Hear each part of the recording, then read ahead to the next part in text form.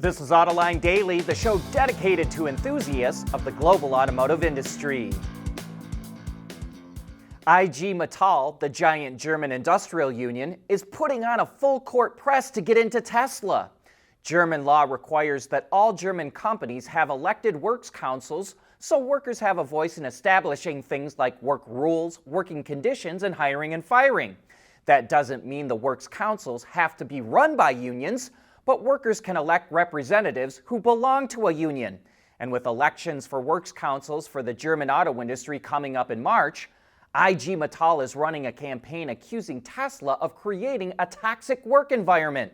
It wants the automaker to hire more people, give them more shift breaks, and more flexible vacation time. Tesla is fighting back and telling its workers they don't need the union. However, we think the workers are probably more worried about job security because that plant is making about 250,000 cars a year, which is half of what it's tooled to make. Tesla's sales in most of Europe have cratered as Elon Musk's political activity has turned off so many potential customers. China's auto industry can look like an unstoppable behemoth, but inside China, automakers are worried.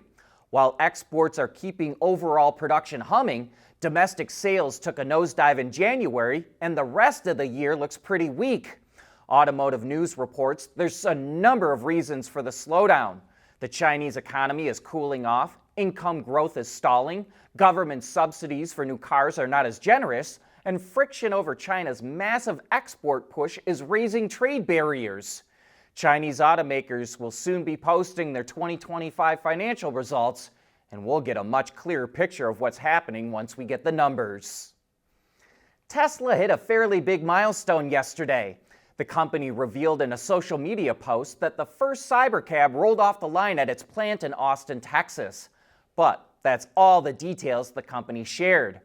Earlier this week, Elon Musk said that Cybercab production would start in April, so presumably this is just a pre-production model. And he also previously warned that initial assembly would be, quote, agonizingly slow due to many new parts and production steps. The purpose-built autonomous vehicle comes without a steering wheel and pedals and seats 2 people. It looks like Scout Motors' launch could be delayed. The revived brand from the Volkswagen Group was planning to begin production of its EV and EREV pickups and SUVs at its plant in South Carolina in 2027. But according to a new report from German newspaper Der Spiegel, the start of production could be pushed back to the summer of 2028 because Scout is experiencing, quote, technical problems. However, an official at Scout Motors pushed back on that report. While they acknowledged there could be potential delays, they said, quote, everything is moving forward and making good progress, and that there's no update to its timeline.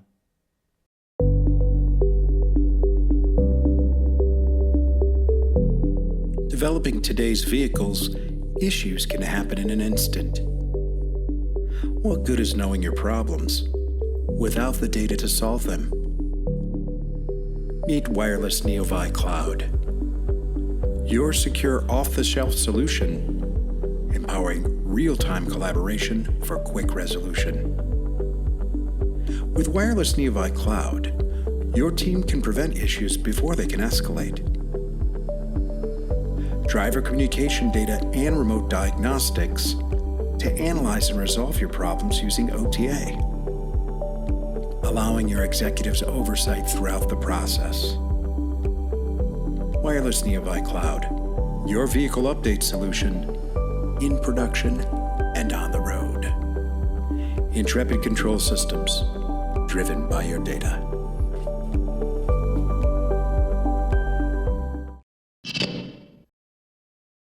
The U.S. is proposing new legislation that would help crack down on stolen catalytic converters.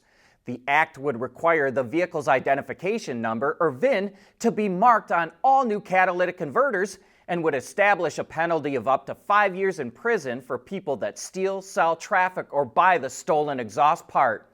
It would also establish a grant program for dealers and repair shops to mark the VIN on existing vehicles' converters at no cost to the owner.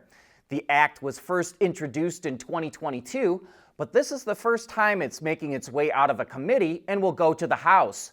There's also a similar bill working its way through the Senate. However, is legislation like this really even needed anymore? It made sense in 2022 when converter thefts hit their peak with an estimated 600,000 stolen. But that fell to 150,000 the next year. In 2024, thefts fell to around 45,000, and they were down another 23% in the first half of 2025. So, it sounds like a lot of work to mark the VIN on every new catalytic converter when thefts are falling so fast. Plus, it sounds like a logistical headache. A vehicle is assigned its VIN as soon as the frame or chassis hits the assembly line. So, if this new act is passed, the catalytic converter would have to be worked into this process so the right part goes to the right vehicle. EV maker Polestar is forecasting slower sales growth this year. Previously, the automaker was aiming to boost sales 35% this year, but now the company has lowered its estimate to the low double-digit range. Last year, Polestar sold more than 60,000 vehicles globally, up 34% from 2024. And while Polestar expects a slow 2026, it's moving forward with expanding its retail network. The automaker will also launch 4 new models over the next 3 years, including a new version of the Polestar 4 this year. The next-gen Polestar 2 launches early next year, and the Polestar 7, a compact SUV, is planned for 2028. A year-end report from Urban Science shows that U.S. dealers enjoyed a steady business climate in 2025. The number of dealerships, or rooftops as they're called in the business, grew slightly. There are now 18,398 rooftops in the U.S., which is 24 more than the year before. New Jersey, Texas, Florida, Georgia, and South Carolina saw the biggest growth in dealerships, while Pennsylvania, Missouri, and California lost the most. Urban Science says dealerships should be fairly steady this year, but expects sales per dealership to decline slightly. We think we've got a good Autoline After Hours coming up tomorrow. We'll get into the news of the week with Greg Migliore, the host of the Auto Guide podcast, and Henry Payne, the car critic for the Detroit News. But the discussion will really start to liven up when we talk about whether automakers are wasting their time and money on their racing efforts. So, don't forget to tune in at 3 p.m. Eastern Time tomorrow. Also, for our YouTube and Patreon members, John and I will be doing another live Q&A on Monday the 23rd at 2 p.m. Eastern Time. So, start sending in your questions now. But that's a wrap for this show. Thanks for making Autoline a part of your day.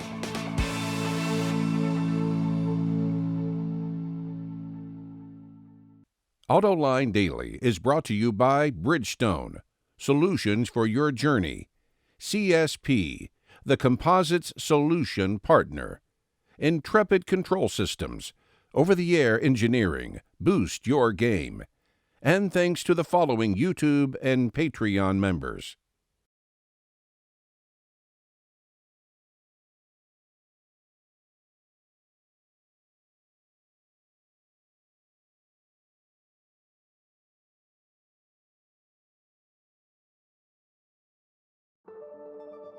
At CSP, we work with OEM engineers across the country on their journeys to lighter, safer, and more eco-friendly vehicles.